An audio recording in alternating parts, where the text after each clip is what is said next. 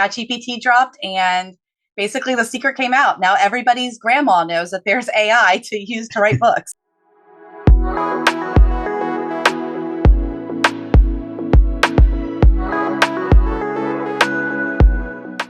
Hey, this is Joe Solari, and welcome to the Business of Writing.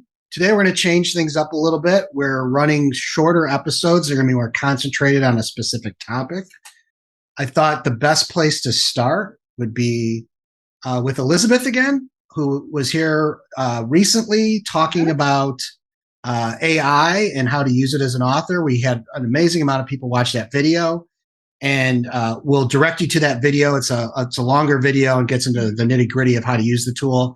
But since then, with only a couple of weeks, there's been so much that has happened and changed that I want to make sure that Elizabeth Ann West would come back and explain to us all the stuff that's changed and some of the cool things that she's doing today, including her courses that she's running to help you use these ever-changing tools. How you doing, Elizabeth? I'm doing great. I mean, yeah, ChatGPT dropped, and basically the secret came out. Now everybody's grandma knows that there's AI to use to write books. Yeah, and I've been amazed, like I said, of the stuff that I've seen with the views on our channel. But there's just a lot of people talking about it and have lots of concerns. There's, of course, a ton of misinformation. So what we were going to do over the next 10 minutes here is really dig into what's going on right now, how people can learn how to use this tool, specifically from you, and then some of the things that you think are really important for them while they're exploring this. Like we were talking before we got online about great ideas that you have around how to make the tool work for you, not you work for the tool. So I think that the number one thing that authors need to know, which is what the name of my school is, what authors need to know, is that working with AI is a new way of writing. You're going to develop new skills, such as prompting. I tell my students that 9 times out of 10, if the AI like SudoWrite or ChatGPT is not giving you what you want, the problem is with the prompt, not the artificial intelligence. It didn't understand what you were asking it to do.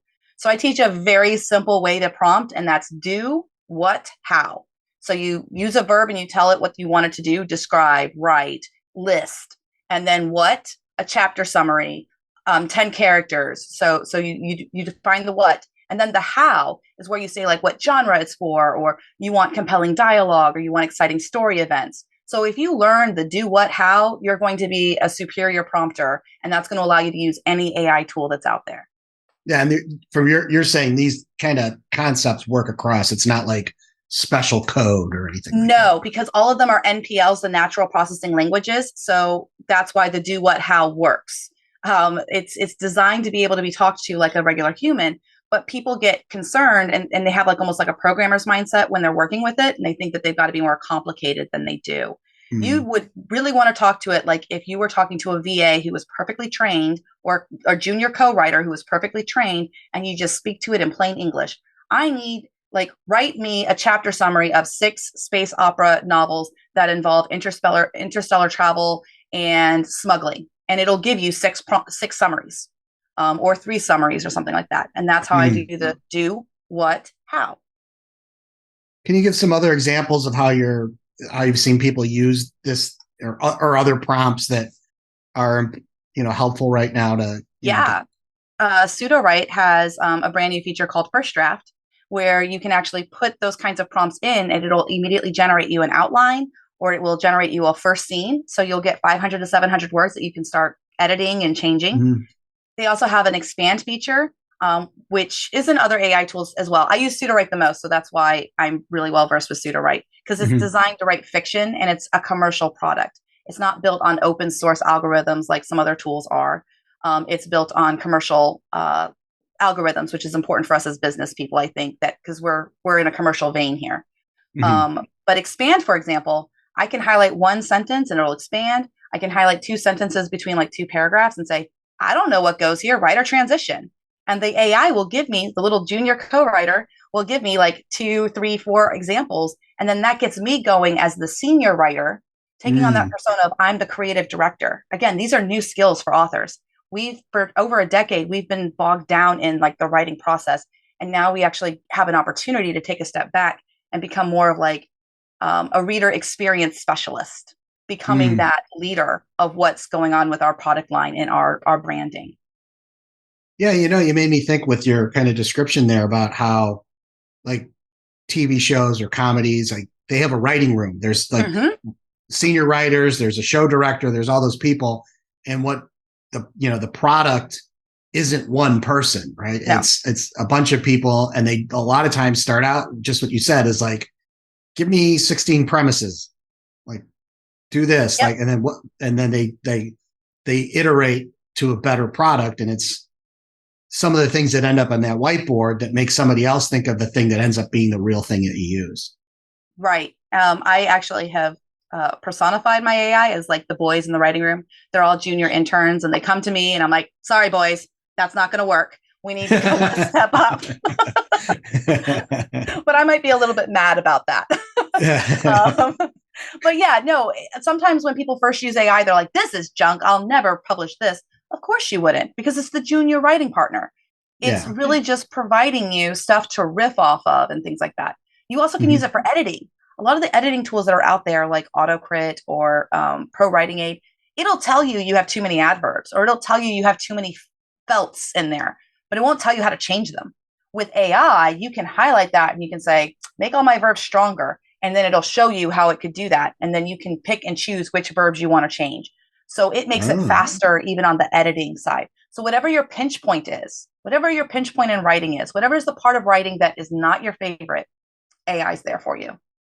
So let's double click on that one, that idea. Like if Mhm. I was somebody who, I can get a good story, but my grammar is bad, or it's just kind of tends to be more passive.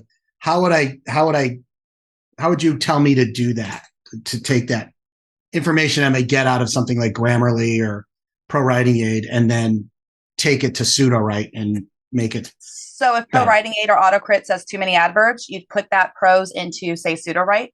You can go 250 words at a time, which I think they're working on expanding, and say, remove all adverbs that don't further the story, and it'll actually do it. It'll give you options that you could just put into your story to fix it, or you could Okay. manually fix the problems one by one. But I also think that writing with AI helps you if you struggle with grammar, or maybe you just didn't have the opportunity to learn grammar because that's not what you focused on in school. A lot of people Mhm. come into writing and they've left another industry. So working with a junior writer who is always grammatically correct for the most part, it actually improves your writing because you're literally working with a co-writing partner who's demonstrating for you how to do the sentence construction and things like that that are grammatically correct. So you're not Yeah, looking at a that tape by yourself. that requires you to pay attention and learn from the machine. You already do. If you're Yeah, reading it, and you should read it, you should yeah, validate every word. If you're reading it, you're learning. yeah, yeah. No, that's a good So, point.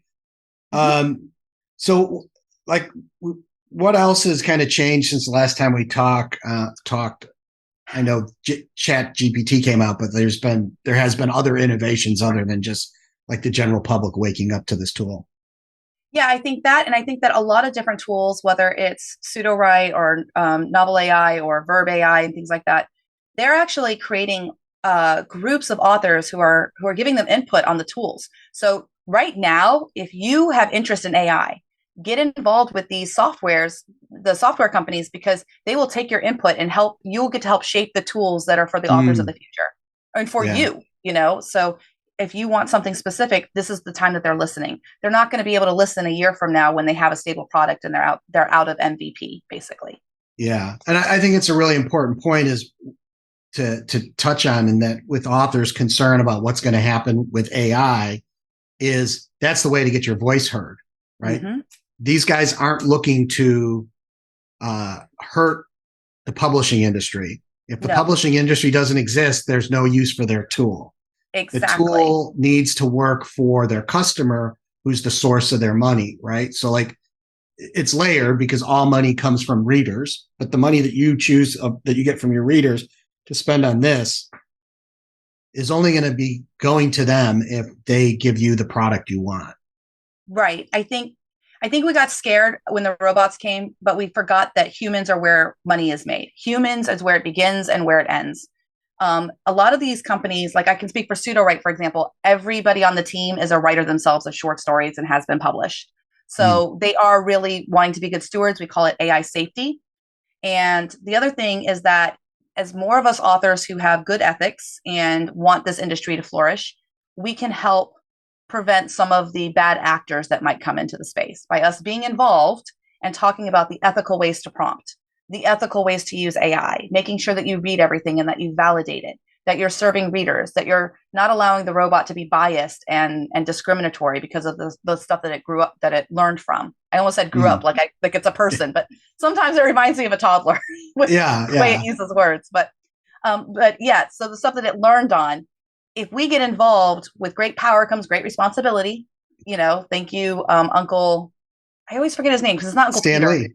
Oh, Yeah, I know Uncle. Stan Lee, but the uncle, Yeah. Uncle. Uh, Somebody will tell us in the comments. Like, Spider, yeah, they're gonna blast us in the comments. yeah, Spider-Man's uncle. yeah, With great power comes great responsibility. And those of us who are stepping up to be responsible with it, I think that's going to make a big difference for the future. yeah, for sure, for sure.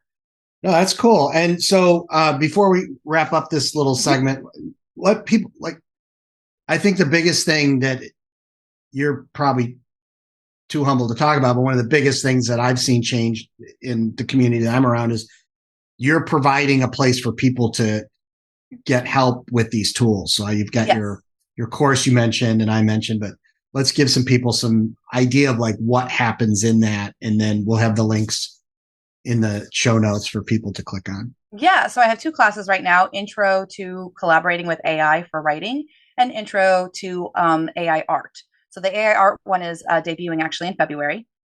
Both classes are very affordable, I think, for what you get, because we go through exactly how the technology works, step by step, how to use it. And also, you also find out how you can use it with your specific writing process or your specific marketing ideas that you want for your business. Mhm. So in one class, basically, it's about a 2 hour class. You get all the recordings that I ever do. I teach live, but then I teach live multiple times, and it's whoever's in the class and asks questions that gets on the recording. So you actually get a really great uh, widespread of education, because you might have missed the 3 o'clock class, but an author in the 3 o'clock class asks some questions that sparks you, and so you come to the class the following week and you want to build on that, and that's what we're doing as a community. So it's the way I teach classes, because I don't want it to be modules. I want it to be live, and I want people to be able to ask questions, and I want each class to have like really good value to it. Yeah, and looking in it, it's nice because if I have the time, I can go there and I can ask specific questions. If not, Yep.